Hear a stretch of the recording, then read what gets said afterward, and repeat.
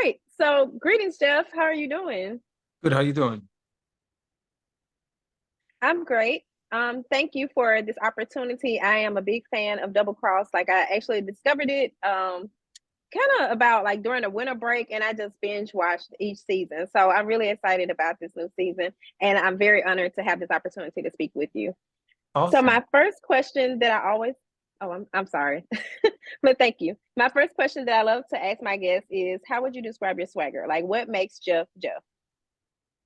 Jeff or the character? Jeff. My swag is I would say, how would I say this? I would say masculine, dipped in tattoos, hardworking businessman. That's my swag in one Got sentence. it. I love it. And I think it fits you perfectly well from what I've learned of you since I've been preparing for the interview. So, were you familiar with human trafficking before you were, accepted the role for this for Double Cross? Because I realized like that's such a I think it's like such a serious subject matter. And it's something that is not oftentimes really discussed within the Black community, or that we kind of talk about it in hushed tones. We really just kind of learned more about it within the past few years. So, what was it like being cast in, with when you discovered that your character was basically going to be going up against something of that stature? It was difficult to deal with because I have kids of my own. But I say it didn't get real until they brought like kids on set to like, child actors to like, get Mm-hmm. freed from a jail cell. And then when you saw them and it's like you just couldn't imagine these little innocent kids. And then, all their parents were there and stuff. And you just couldn't imagine some, innocent, vulnerable kid getting lured into, by an evil person. It's definitely odd. And but we do need to bring awareness to that in the Black and brown community. And before this, I think the only you know, trafficking movie I seen was like Taken, when they took his daughter, Mm-hmm. and which is drastic, but still these in Double Cross is like multiple kids getting taken. You know what I mean? Like school bus fulls of kids. So it's definitely a touchy subject. Yeah, it really is. And I just wonder, like, also, because it is such a touchy subject, was there anything that maybe did you ever have any second doubts about it? Like, oh, I don't know if I could do this, or you just it was good with No, you. not Okay. at all. Not that I couldn't do it because I could do just about any role. Like to me, there's a certain level of uncomfortability that I have to reach in order to be like, hey, it's not even that I can't do it. It's either I'm gonna do it or I'm not. But no, this didn't place me outside of my comfort zone at all as far as like completing it or like, quote unquote freeing you know, the captured kids or something like that. So no, it didn't hinder any of my performance, no. And then one thing that I kind of noticed from watching some of your past interviews is that you always seem really positive, uplifting. So then when we think about Eric, your character in Double Cross, he's not just the most, I'm not gonna say seems more like a realist, I would almost think. But what do you think? Like, do you feel like you kind of have to switch a little in order to get into character for Eric? Yeah, it is definitely a switch that happens. It's kind of like when I'm in here in the bathroom and you switch the light on or off. So yeah, you're right. I am this, positive, forward thinking entrepreneur individual. And then Eric is just a thug. He's from the street. This dude is, gutter, so to speak. So like, yeah, this dude is like, I don't think he reads self help books. And you're talking to an author. Like I don't think Eric has written any books. So yeah, it's definitely it's a huge switch from my real life to character. That's why when you said explain your swagger, I was like me or the character because it's a difference. So yeah, you're right. It is a switch, and that's cool that you picked up on that. Okay. And so now I know we left off in season 4, whereas you and Kenya had just had a baby. The baby's been kidnapped.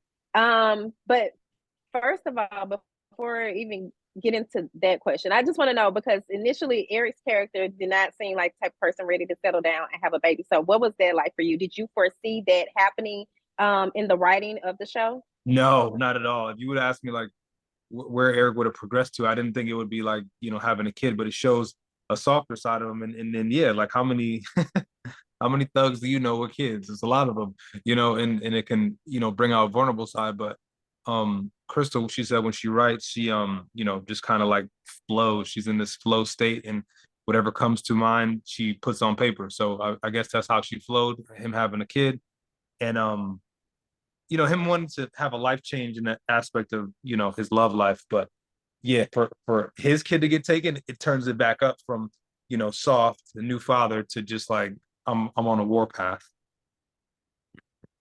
Oh, I can imagine. Because Eric was already kind of, I'm not gonna say reckless, but he No, just made me think TTG train to go. So now that his kid has been taken, I'm starting to TTG there's a child, lot to go on with TTG child. Where you that. from? So Where you from? I'm originally from Mississippi. I hear it. Yeah, you hear it? You Yeah, I said figured. that TTG. I said, oh yeah, I know. We're talking the same lingo. But yeah, you're right. He's reckless. He's extremely reckless. So do you feel like now, with this being you all's final season, do you feel like that your character's story is complete? I know I don't want you to. Well, I know you probably don't want to tell us anything. That we need to watch the season. But is there anything that you feel like maybe they didn't get to complete, or how does it kind of as much as you can tell us, is I guess is what I'm trying to get at. No, I think they But they did everything. You're talking about, people who, well, the twins plus Robin didn't know who their parents were, and you just find your parents, and then you realize that your parents are not both of them, but the father is an enemy. You know, behind everything you've been trying to stop is really detrimental. But it also shows why do these characters do what they do.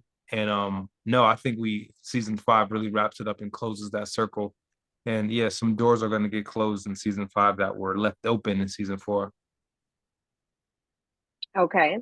And my last question for you. If there was any other cause, just in real life that you would fight for outside of your kids, Mm-hmm. what might it be?